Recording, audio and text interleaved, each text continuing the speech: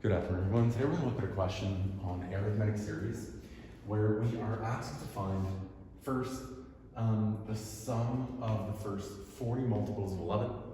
So the sum of 11 plus 22 plus 33 plus so on and so forth up until the 40th multiple of 11 is added together. And then part B, the integers from 1 to 100 inclusively, including 1 and 100 itself, that are not divisible by 3.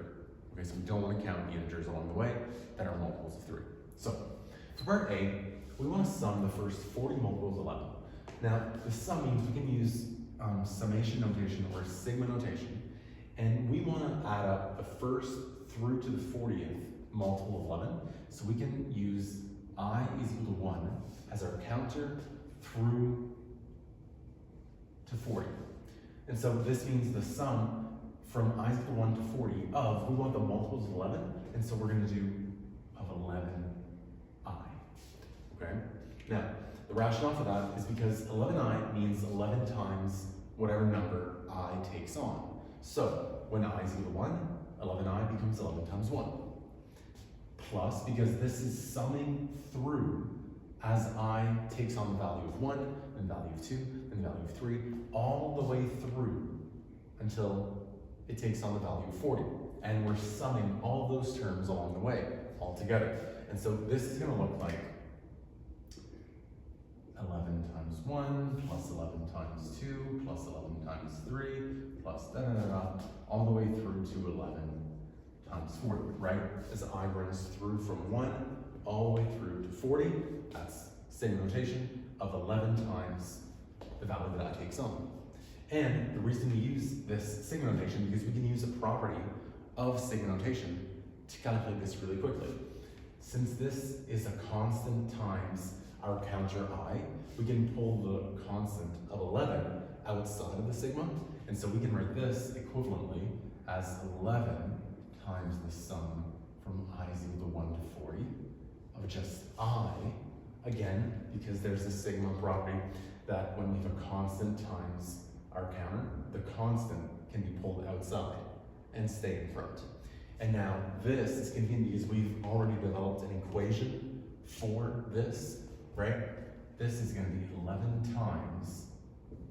The equation is the sum from I is equal to 1 through to n of I is equal to n times n plus 1 over 2, meaning whatever that upper limit is, that's what qualifies as n. For us, that upper limit is 40. And so we're simply replacing the n in that general equation with the specific value of 40. And so this thing, the sum from I is equal to 1 to 40 of I, right, we're summing through the numbers from 1 to 40 and adding them all together. And so we're going to have n times n plus 1, so we'll have 40 times 40 plus 1 all over 2. And now we can compute this pretty quickly. That's 11 times 40 over 2 is just 20. Let's make our life a bit easier. So 20 times 40 plus 1 is 41. So that's 11 times 20 times 41.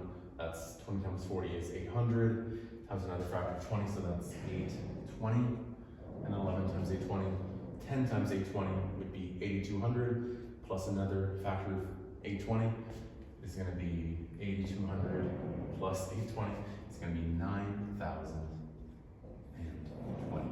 And so that was so much easier to compute than obviously having to write all the terms out and adding them up one by one.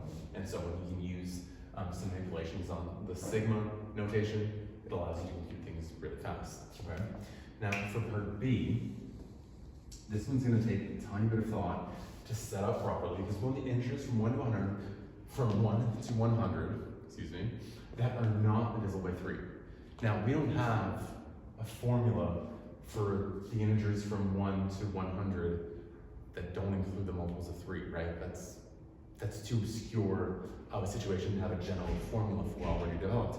But if we think about what that means the sum from 1 to 100 of all the integers, right? We could add up all the integers from 1 to 100, and then we want to take away the ones that are of the form 3 times something, right? We want to take away the ones that are divisible by 3. And being divisible by 3 means being a multiple of 3. And so we want to take away the numbers between 1 and 100 that are multiples of 3. Now we have to think about it. How many of those are there? How many integers between 1 and 100 are multiples of 3? Well, there's 33 of them, right? 3, 6, 9, 12, so on and so forth, all the way through to 99. That is 3 times 33. And so we're going to do the sum from I is equal to 1 to 33, because there are 33 of these integers that are divisible by 3 that we want to remove. We want to remove from our list of numbers we're going to add together. And these numbers are of the form 3 times I, right? Where I is going to be the counter that runs through from 1 to 33. So this is going to be 3 times 1, plus 3 times 2, plus 3 times 3, plus 3 times so on and so forth, all the way through to 3 times 33. And we're going to take the sum of those and we're going to subtract it from our original sum, right? Because we want to add all the integers from 1 to 100, but we want to subtract all the ones that are divisible by 3, i.e. the ones that are of this form, okay? And so you have to take a second and actually set it up in a way that you can calculate pretty quickly. And from there, this is the sum from I is equal to 100 of just I, which again, we can use our already derived formula.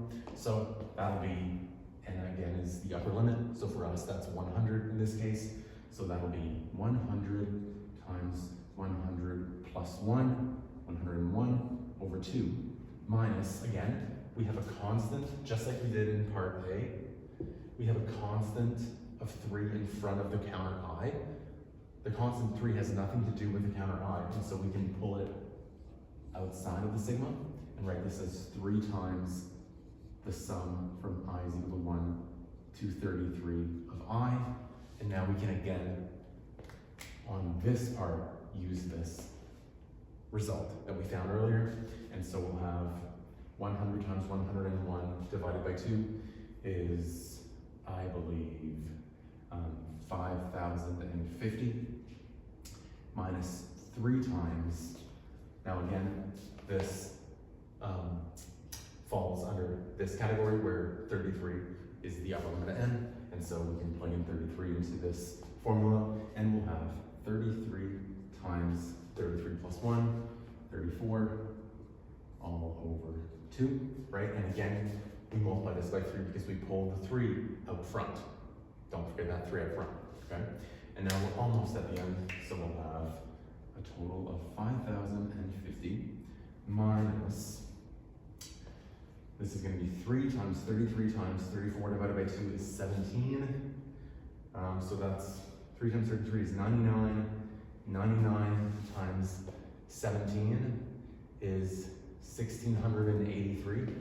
So that's minus 1,683. And now a quick subtraction tells us that this is equal to, so that would be 3,450, 3,400,